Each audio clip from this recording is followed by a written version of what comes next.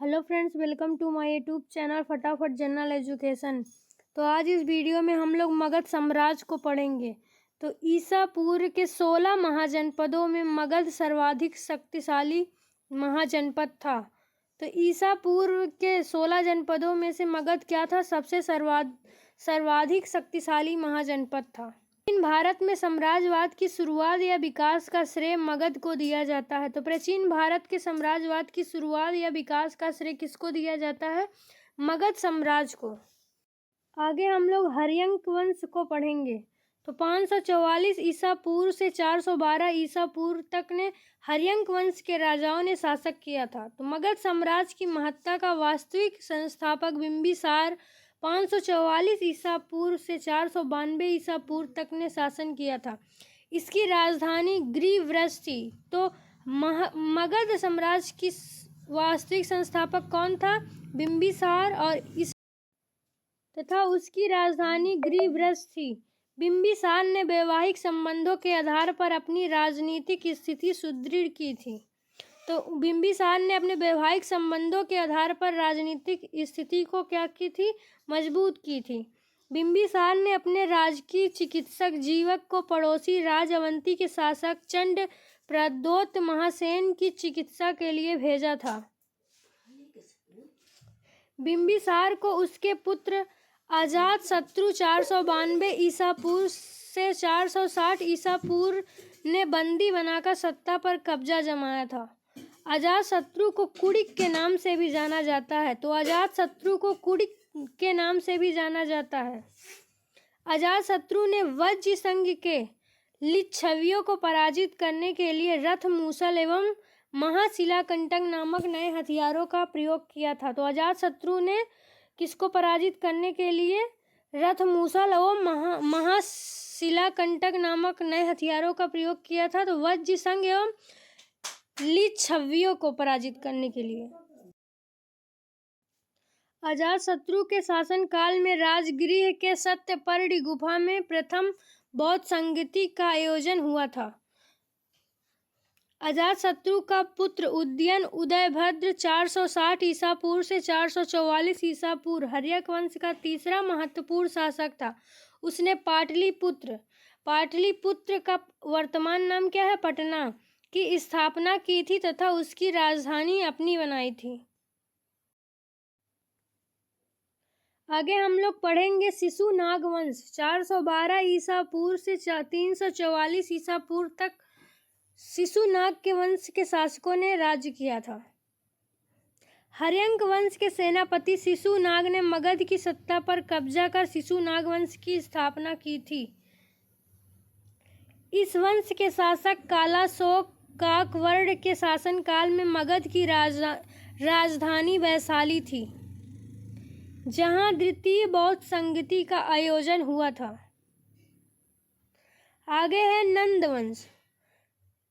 344 ईसा पूर्व से 324 ईसा पूर्व तक नंद वंश के संस्थापक महापद्यनंद थे। उसे सर्वक्षत्रांतक अर्थात सभी क्षत्रियों का नाश करने वाला कहा गया। महापद्यनंद ने एक क्षत्र राज्य की स्थापना की तथा एक राट की उपाधि धारण की। नंद वंश के अंतिम शासक घननंद था। इसी के शासनकाल में सिकंदर ने भारत पर आक्रमण किया था। तो सिकंदर ने भारत पर आक्रमण किसके शासनकाल में किया था? तो घननंद के शासनकाल में। सिकंदर का भारत अभियान। सिकंदर मैसिडोनिया यानी मकदूनिया के क्षत्रप फिलिप का पुत्र था। अपने विश्व विजय की योजना के अंतर्गत सिकंदर ने भारत पर आक्रमण किया था।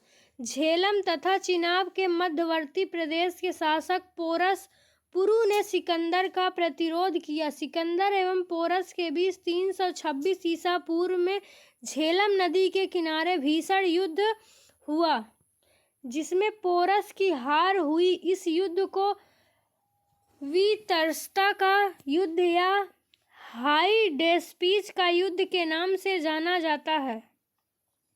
भारत में सिकंदर की सेना ने व्यास नदी के आगे बढ़ने से इनकार कर दिया।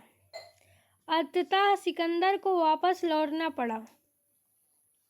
वापस लौटते समय 323 ईसा पूर्व में बेबीलोन में सिकंदर की मृत्यु हो गई। तो सिकंदर की मृत्यु कब हुई थी? 323 ईसा पूर्व बेबीलोन में हुई थी। आगे है मौर्य साम्राज्य। चंद्रगुप्त मौर्य 322 ईसा पूर्व से 298 ईसा पूर्व ने नंद वंश के शासक घनानंद को पराजित कर मौर्य साम्राज्य की स्थापना के लिए चाणक्य की सहायता की।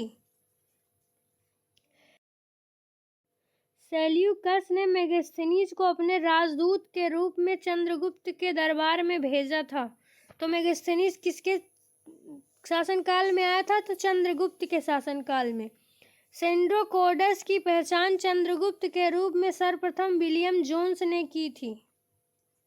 चंद्रगुप्त ने अपने अंतिम समय में जैन भिक्षु भद्रबाहु को दीक्षा लेकर श्रवणबेलगोला में काया क्लेश के द्वारा प्राण त्याग दिया। आगे है बिंदुसार। 298 ईसा पूर्व से 272 ईसा पूर्व तक अमित्र घात के नाम से भी जाना जाता है।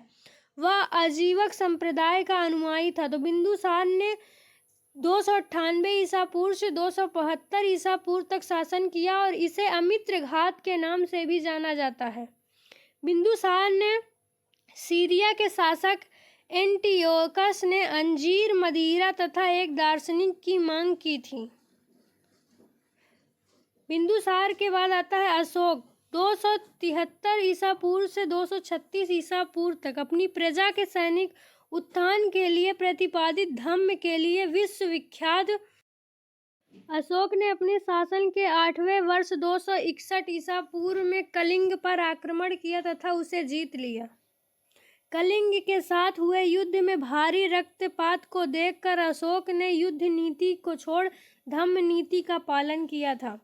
अशोक ने अपने बड़े भाई सुमन के पुत्र निग्रोथ में से प्रभावित होकर बौद्ध धर्म को अपनाया। बाद में उपगुप्त ने उसे बौद्ध धर्म में दीक्षित किया। अशोक के धम्म की परिभाषा राहुलोवाद सुप्त से ली गई है।